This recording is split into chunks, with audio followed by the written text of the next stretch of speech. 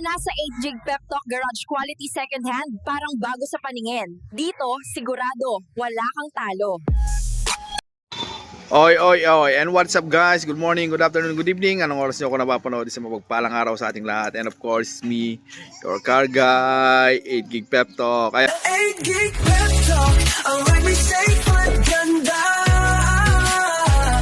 Di bale ng second hand, basta'y panalo ka. Meron tayong bagong sakyan ngayon. It's a 2020 Nissan Almera.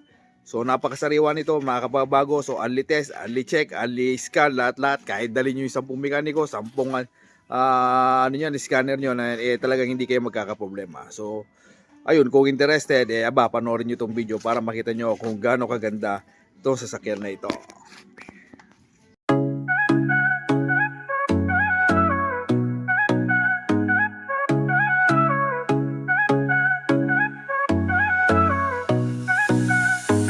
May pangarap kang sasakyan, tara dito na sa 8 Gig Pep Talk. Sigurado walang kaba, quality second hand, parang bago sa tingin. Sa bawat ride mo kami nasa likod din. Di kailangan ng bago, basta maayos, maingat. Kasama mo kami sa bawat hakbang. Mapakalsada o trip sa malayo, dito sigurado wala kang talo. Sa 8 Gig Pep Talk, ang ride may safe at ganda. Basta'y panalo ka. May tiwala, may kalidad, garantisado yan. Dito ka na, di ka magsisisi kailanman.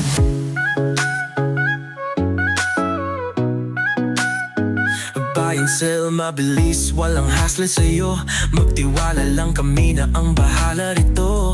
Ang bawat gulong may kasamang kwento. Sa bawat benta at bili, may panibagong biyento. Di kailangan ng bago, basta maayos, maingat. Kasama mo kami sa bawat hakbang. Mapakalsada o trip sa malayo, dito sigurado walang talo. Sa 8 Gig Pep Talk, ang ride may safe at ganda.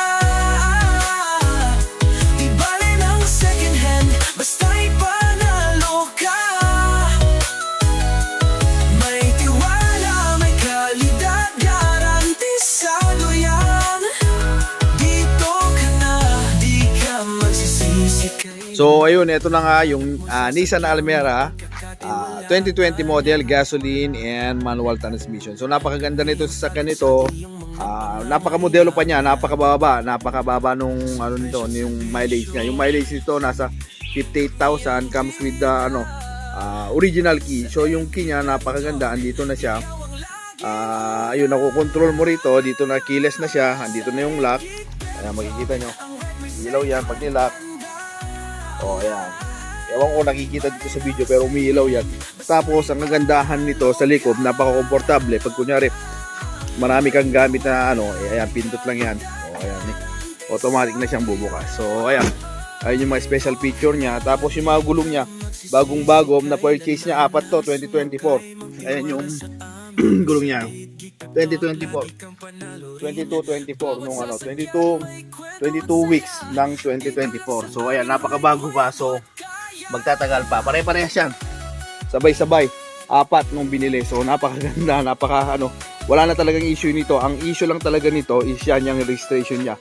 So napaso siya, pero wag yun ang problemahin. Pwede kong sagutin yung yung registration niya, and at the same time pwede rin naman nating ibawas. Depende na sa pag-uusapan natin pag na-check nyo. So gaya ng sinabi ko rin kanina, only test, only check tayo. Kahit nga 20 mekaniko, 20 scanner, wala kayo talaga makikita dito. Since bago, super bago itong sasakyan ito. So hindi na natin kailangan masyadong i-focus kung ano man yung mga dapat nating i-focus. Dahil ayun nga, yan ang sinabi ko, napakaganda na nito sa sasakyan na ito. So tara, tingnan naman natin dito sa loob. Dito naman sa loob, ayan, nakalock siya. So makikita nyo, nakalock.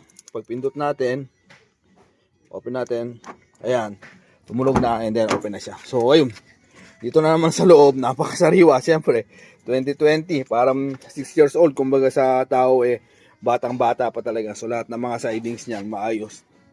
Pagpasok mo dito sa loob, ayan, all power na siya. Pagpasok mo dito sa loob, amoy na amoy mo pa rin talaga na bagong-bago. So, siyempre, kung hanggang ngayon, nanonood ka pa rin, baka naman pwede mong i-comment kung taga saan ka, na sa ganun naman, malaman natin kung hanggang saan nakarating ang ating video. At siyempre, maraming salamat sa mga solid nating subscriber dyan. Lalo na yung mga OFW, kung saan mambansa po kayo, mag-iingat po lagi kayo, at maraming salamat sa pagtangkilik kay 8 Gig Prep Talk. At kung taga dito ka naman sa Pilipinas, kabayan, baka naman kung may hinanap ka sa sasakyan, message ka lang, baka naman matulungan kita at sa akin ka na kumuha ng inyong sasakyan. So ayun, dito sa loob, naka-Android na rin to. Open natin, since nandito naman yung susi. Ayan, buksan natin yung mileage niya. Check natin mileage. Yung mileage niya, ayan, 58,878. Yan yung actual mileage niya, umiilaw naman lahat. So pagka panet natin mo yan, mawawala naman lahat. Tapos naka-Android ka na rin, na Android na 7 inches yata to na touchscreen. So pwede mo i-connect sa dito sa cellphone, or pwede mo lagyan ng USB. Ayan yung mga USB niya. So ayun, napaka-komportable. Yung lamig, huwag nyo nang tanungin kasi 101% kilala naman natin si Nissan. Na pagkausapan malamig talaga. So dito sa sidings niya, plastic siya. So ayun, mahirap siyang kapitan ng dumi, or kung kapitan man siya, napakadaling i-maintain. Basang-basahan lang yan. Balik sa dati, hindi naman siya cloth o ano man niya. Kaya okay siya. Tapos, ano ba? Yung mga niya, urig pa naman. Kaya lang nilagyan din niya ng seat cover na na kulay black para bumagay. Kasi nga, since black yung kulay niya. Tapos, pero yung original niya, parang kulay gray. Pero, pinalitan niya ng black. Yung accessories na binigay niya, yan, yung mga pillow na yan. Pero ayan, may RFID rin, kumpleto na rin siya. Pasensya na napindot natin, so nakat yung video natin. So ayan, kumpleto na rin, may lalagyan ng RFID. Lahat ng ilaw, working. Ayan. Ayan. Gaya na sinabi ko kanina, napakaganda nito, napaka-convenient. Lalo na pagka marami kang pinag-grocery. Ayan, kasi nga yung susi niya, isang pindutan lang is okay na. Ayan naman si tatay, ayan, mabusising chine-check niya lahat ng mga yung mga konti-konti mga light scratches niya para naman kahit paano ay maayos to. Tapos dito, ayan, marami siya lalagyan na ng meron siya lalagyan ng dalawang lalagyanan ng bottle diyan sa harap. Plus dito sa likod para naman sa mga passenger natin sa likod. Tapos may maliit na lalagyanan siya rito, siguro mga papers or tapos ito yung glove box niya. Yung glove box niya maluwag-luwag din. Pwede rin kayo maglagay kung ano man yung prepare nyo. Tapos yun sa ventilation niya ng aircon, napakaganda. Modelo na siya, bali 4. 1, 2, 3, 4. Ayan. Dalawa para sa passenger at saka sa driver. Sa passenger. Siyempre yung dalawa para dun sa likod. So para malamig yung lahat. So ayan, yung dashboard niya, maayos din naman. So tara, tignan na naman natin yung niya, yung likod niya. At saka pala, naka-deep dish na rin to. Deep dish matting siya, pero si tatay, dahil nga ayaw niyang marumihan, dinoble pa niya. Naka-deep dish, ayan. Ito yung dinagdag niya para sigurado daw siya. Tapos, ayan, ito yung original niya. Ayan, ayun yung original niya. So, tingnan naman natin sa likod. Punta tayo dito sa likod. Ito naman yung likod niya. May nilagay isang sticker na Nissan. Ayan. Same lang din naman. Ayan, yung headliner niya, malinis na malinis. Tapos mga seat belt, ayan, yung controversial na payong, ayan, nandyan lahat. Deep dish hanggang dito sa likod, pero ayan, ganyan tayo kaalaga, si tatay talaga nilagyan niya, kasi pag kuminsan to, although deep dish na siya, madali na lang siya linisin, kasi mga ganito talaga, kahit dito lang talaga magi-stay, dyan lang talaga magi-stay yung dumi. Tapos tatanggalin mo lang, okay na naman, malinis na naman. So napaka-komportable ito pag naka-deep dish ka talaga. Kasi nga, yung dumi hindi na napupunta sa carpet. So pag 101% to, sigurado, pagka tinanggal natin tong carpet at tong deep dish na to, yung carpet niya, yung flooring niyang original, maayos na maayos. Parang ganito pa rin yung condition niya.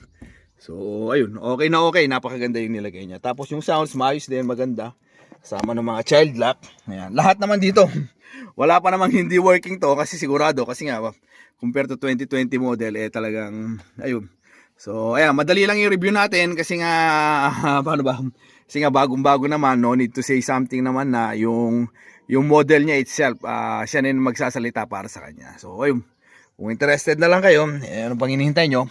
Message na para mapasa nyo ng napakagandang Nissan Almera ito. And of course, ulitin ko, model 2020 model Nissan Almera, gasoline engine, manual transmission na naka-rim 17. Yan, yung rim pa lang yan, goods na, tapos naka-Android. So, ayun, muli, ang inyong lingkod, 8 gig pep talk, nagpapaalala na tapos meron pa pala, nakalimutan ko, meron pa siyang reverse cam. So, ayun, pagka nagre-reverse ka, dun sa Android niya, lumalabas na rin. So, ayun, pagka bibili na second hand, mas mainam talaga na magdala kayo ng mekaniko. Nang sa ganun naman, baka sigurado kayo sa sakyan na binibili nyo. So, ayun, kasi nga tayo, limitado lang din yung kalaman natin, hindi naman tayo mekaniko. Pero sa yung mga minor lang at sa mga importanteng bagay na kailangan ma-check dito sa sakyan na ito, nagawa na natin. Pero iba pa rin pagka may dala kayo mekaniko, at least nakakasigurado kayo at wala na yung mga pag-aalilangan nyo pagka bumili kayo ng sasakyan. So, ayun, ganito na lang tayo mga ka-pep talk. God bless everyone, mabuhay ka hanggang gusto mo. See you on my next vlog. Yan, kunin nyo na limited edition, napakaganda, napakawasan. Bye bye.